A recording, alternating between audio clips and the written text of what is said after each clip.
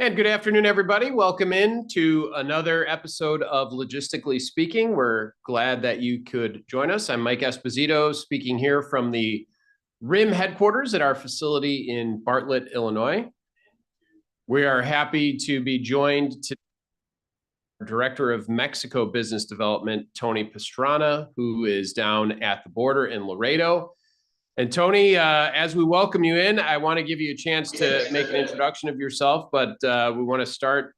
There's obviously been a lot of news south of the border the last 24 to 48 hours with some of the unrest going on there. We're obviously here to talk about doing business in Mexico and cross-border business, but maybe if you could give us a very quick intro or update as to what we're doing based on the current situation down in Mexico. Sure. Thanks, Mike. Good to be here. So I'm Tony Pastrana. I'm the Director of Business Development for Mexico here at RIM. So really looking into all aspects of trade and commerce for RIM in Mexico. As you mentioned, it is a little bit of a hectic situation today. We woke up to some news yesterday about some things going on in Mexico that were pretty significant from a cultural standpoint, right, and political standpoint. But understanding the way things are with Mexico and how it's so critical to trade, it's important for us to keep an eye on things that are going on, right? We're not exempt to any kind of civil unrest like any other country. So it does affect the trade to certain points. Some of the ports actually slowed down yesterday in Mexico, Manzanillo being one of them that completely shut down. Guadalajara shut down. Looks like they're operating back to normal capacity today. But as you know, people want to err on the side of caution, right? You don't want to expose yourself to potential dangers if you don't want to, and we don't want our vendors and partners to be in that position either. So, Mexico's a lot of places are in a shelter-in-place situation right now, so we're keeping an eye on the situation. Monitoring shipments for our customers. We had a number of pickups today that we were potentially thinking we're going to be affected by this, and thankfully we haven't been. But again, keeping in tight communication with our customers, letting them know what's going on, keeping in tighter communication with our vendors and partners to see what's going on with boots on the ground has been very important.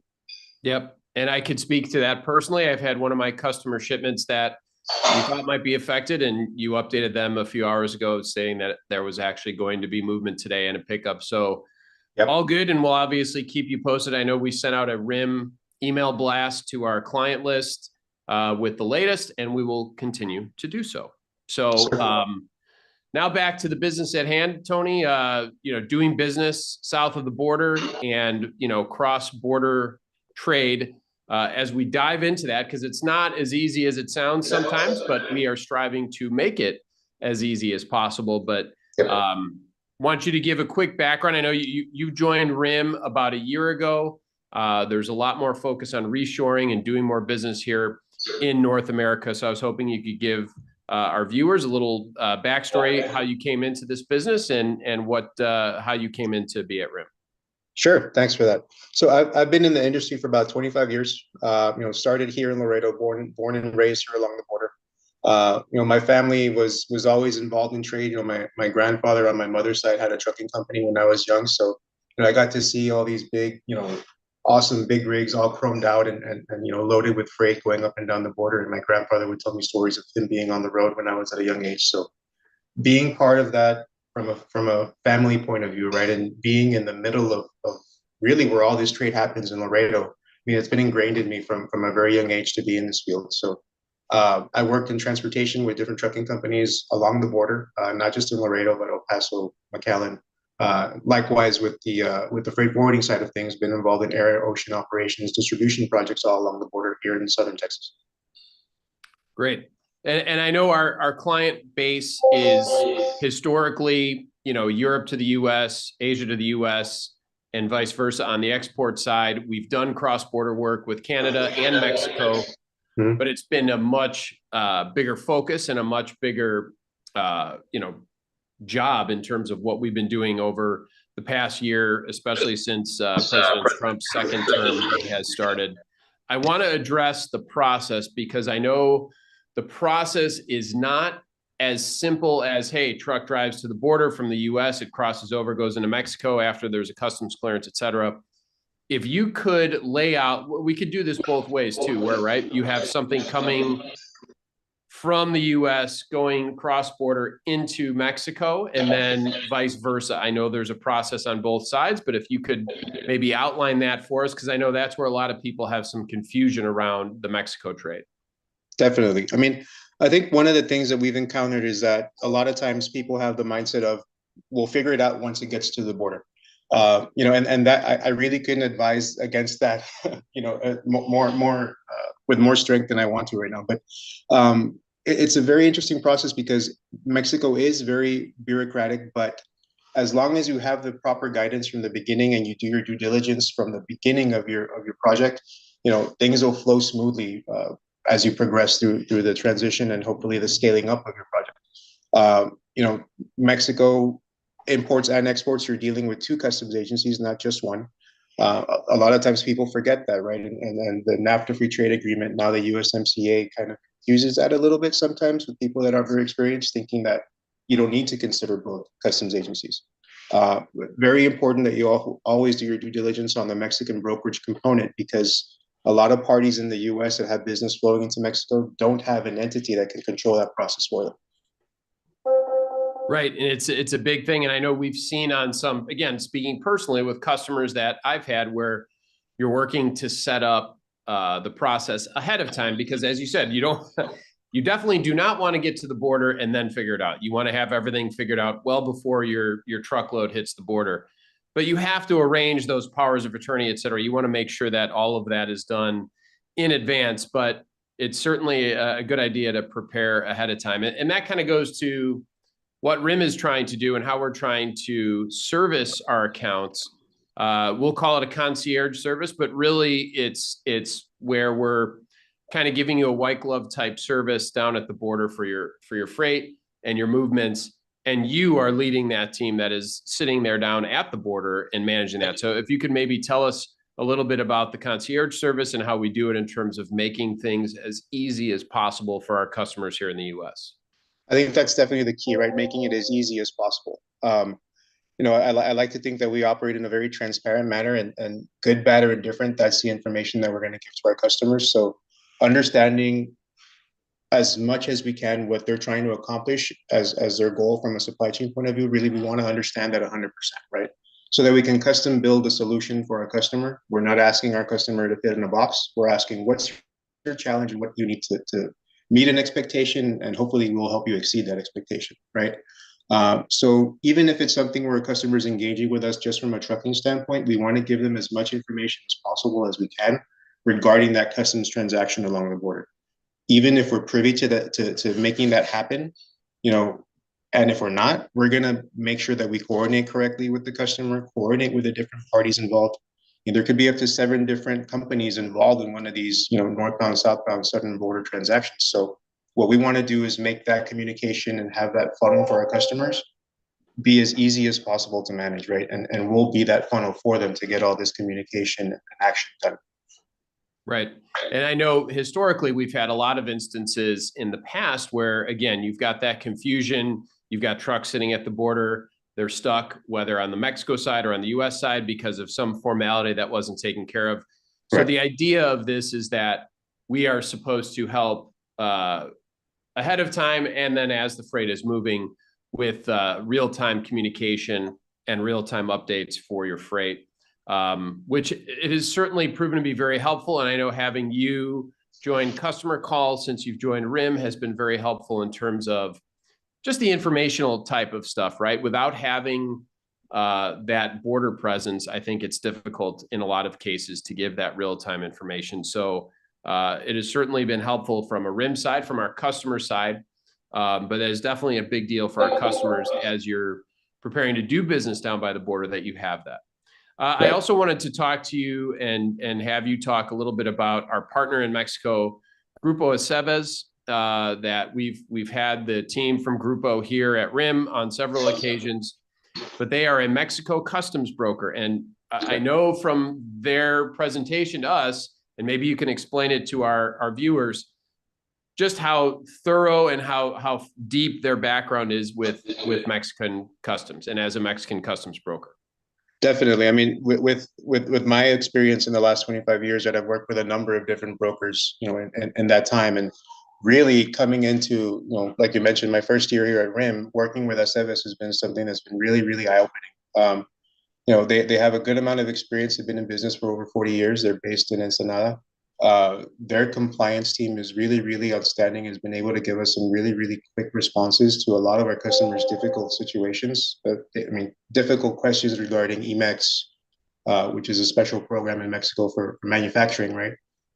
It's a very complex process to be involved in that. They've been able to give us some customers advice on what their challenges are and kind of questions that they have regarding the industry.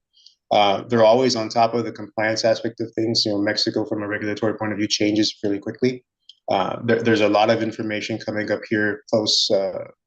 Luckily for 2026, it was announced at the end of 2025 regarding regulatory changes in Mexico that are very far-reaching and very complicated that a lot of importers don't know how to handle, and everyone's trying to scramble to find a way to best address it. And with our partner Aceves and their reach and insight to these different problems, we were able to come up with some pretty interesting solutions for some customers regarding a new initiative called the Manifestación de Valor, the Declaration of Value.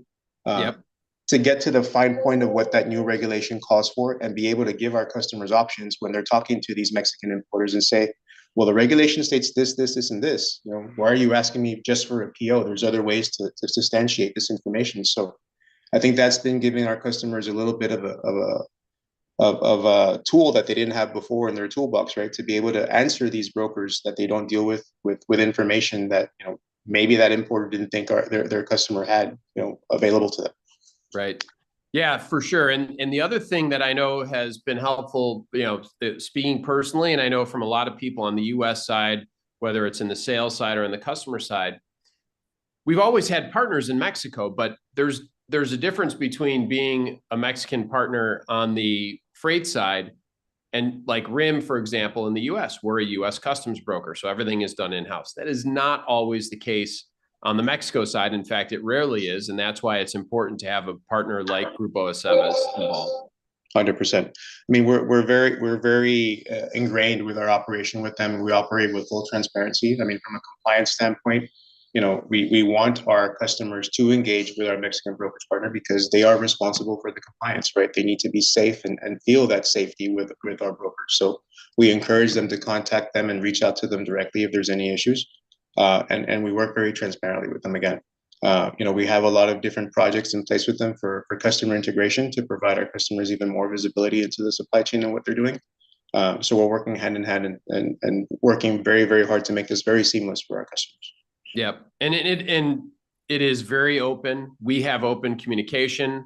The Grupo Aceves team has been here at RIM many times over the past few years. They've been at our sales functions. They've been at our company functions. We have traveled to Mexico to be there for their functions as well. So it's a very open partnership. I think we can call it that, a very good partnership that we look forward to building with them going forward.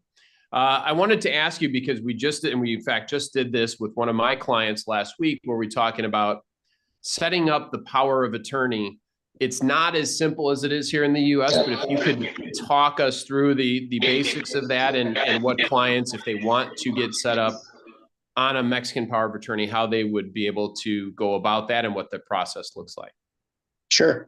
Well, like you mentioned, U.S. customs is a much different process than Mexican customs from a power of attorney standpoint, right? Mexico does have a bit more of a bureaucratic approach to this. And it is changing and evolving in 26. One of the key changes that's happening is that the importer will have a lot more responsibility to the process with Mexican customs, and the broker has even more responsibility now to make sure that they're vetting the information from the importer. So there is quite a good amount of documentation that the Mexican broker is going to require for any setup. Just at the top of my head, I think there's about 18 to 19 documents that a broker might recover, and it changes from every broker, right? Some of them want different information to be able to make sure that they're compliant with what the agencies might ask them for. Once we get that documentation in, right, a lot of this is fiscal documentation. It's not just generic forms that people can fill out. They have to be updated almost sometimes monthly. A lot of times we're going to be asking you for a copy of the legal ID of the Mexican legal representative for the company in Mexico. We're going to need original signatures. It can be a very time-consuming process. In our case, last week, we had a customer that asked us for a pickup today, actually, which is one of the ones that we were monitoring very closely early in the morning. And part of our agreement with them was to do not just the transportation, but also the Mexican and US brokerage. So we let them know, this process is cumbersome, right? Everybody needs to be in agreement and everybody needs to comply with the request for the documentation. And the faster we have that, the better. We had this conversation with the customer on Wednesday afternoon, I believe, if I remember off the top of my head. Yep. Thursday and Friday, we started getting documentation in from them. Friday at 2:30 in the afternoon, we get the last documents. This morning, I get the okay from our broker that we're ready to proceed with that transaction. So, from going to a point where we had certain customers thinking that this process takes 2-3 weeks to a month, we're really cutting it down Yep. to 24 to 48 hours, right? Again, assuming that we get all the documentation that we need, ahead of time.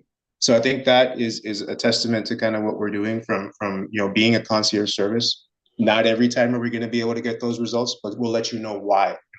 What's the hang up in us being able to do that, so that that we're working in your best interest to give you this kind of result.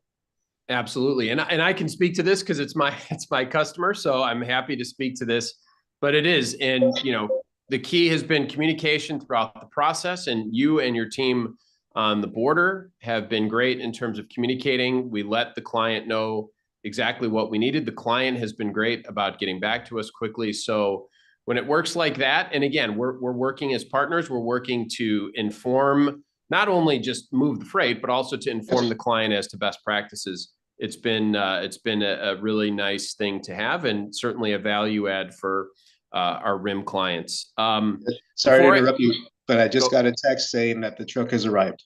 So all right, see, that's the concierge service as we speak, right there. Tony is on top of it, even here as we're filming podcasts. So before I ask you, and I do want you to mention, because I know we've had some really nice success stories and different things we've been able to do since you've been there in Laredo for RIM, but you talked about that. We don't have to go into the detail because I know there is a lot of detail to that, but I know we're going to have an upcoming customer roundtable to this that our customers can sign up for, correct? Correct. So we're going to set up 4 distinct customer roundtables, depending on each market that we're in. We're inviting our customers in those areas to submit any questions or concerns that they have regarding, their trade with Mexico. So we can try and give them some guidance and give them some tools for their toolbox that they can use to navigate this process.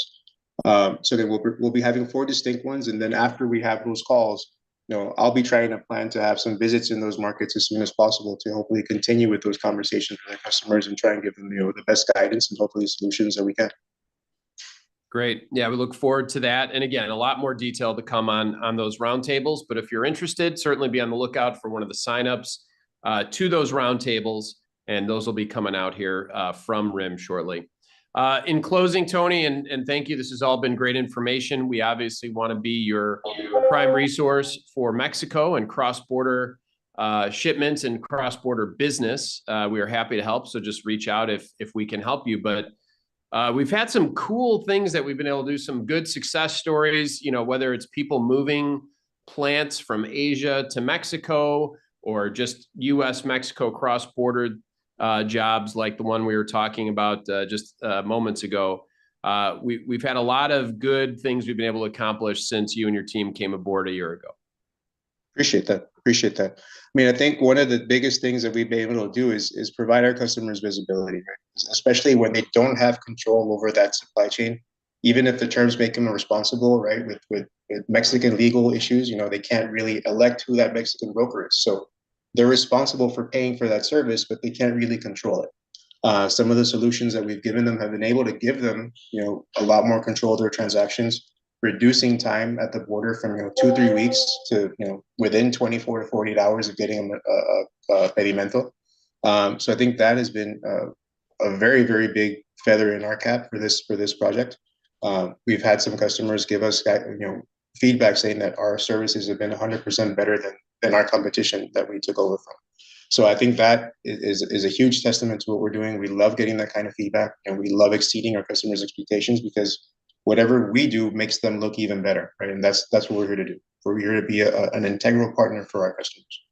Yeah. No, and again, and I can speak firsthand to that. It has been night and day based off of what we were previously dealing with. When you may have a partner, like I said, and your partner may be a good partner, but Definitely. when you don't have boots on the ground at the border, it's difficult a lot of times to get that real-time information, like what you're literally getting texts as we're here with updates, right? Yeah, yeah. I mean, I think that's the most important, right? You can't keep that communication to yourself. We're always working to make sure that we have the most updated info available. And whether it's myself at my level from a director standpoint, I'll get involved and I'll talk to carriers, I'll talk to brokers, I'll talk to customers and track down documents, right? And even if I have to make sure the license plate number is correct on that border crossing document, I'll audit that. Whatever it takes for us to make sure that our customers' freight moves and moves expeditiously is what we're going to do. Well, we certainly appreciate that, Tony, and we appreciate your time on the podcast today. And if our customers need to reach out to yourself or myself or anyone else here at RIM, we would certainly welcome a chance to talk more Mexico, and we'll be on the lookout for those customer roundtables on the valuation as well. Definitely. We'll get that out to everyone pretty soon. All right. Our thanks to Tony Pastrana from Laredo live right there from his workstation in Laredo. And our thanks to Alex Kolowski and Sarah Pack for getting us on the air here. We hope this has been informative. That's really the goal always, is to keep you informed as to what's going on in the industry and in the business. And hopefully this has been helpful for you for your potential or current Mexico business and what you have going on. I'm Mike Esposito. It's been great talking with you. We'll talk to you again next month right here on Logistically Speaking.